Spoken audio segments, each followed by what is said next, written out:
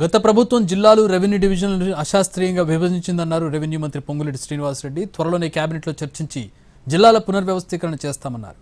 అందరి ఆమోదంతో త్వరలో మండలాలు, రెవెన్యూ డివిజన్లు, జిల్లాలపై నిర్ణయం తీసుకుంటామన్నారు పొంగులేటి.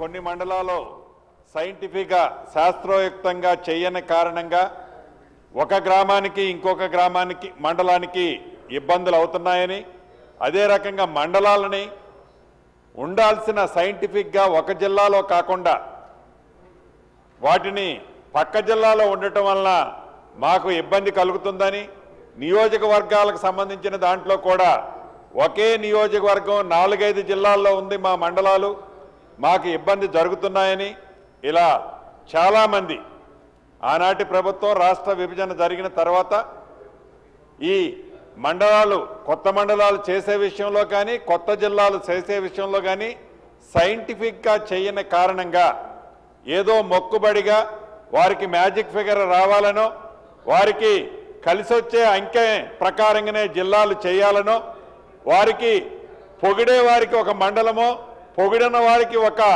జిల్లానో విడదీయాలనో రకరకాల ఆలోచనలతో ఆనాటి ప్రభుత్వం చేసిన మాట కొన్ని నిజం అధ్యక్ష.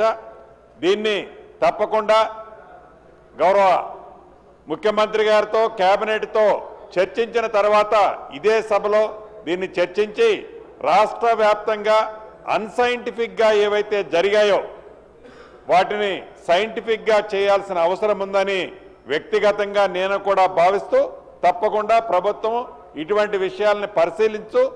కొత్త మండలాలు నిజంగా అవసరం ఉన్న దగ్గర ఆనాడు ఇవ్వలేదు, కొత్త డివిజన్లు నిజంగా అవసరం ఉన్న దగ్గర కూడా ఇవ్వలేదు అధ్యక్ష.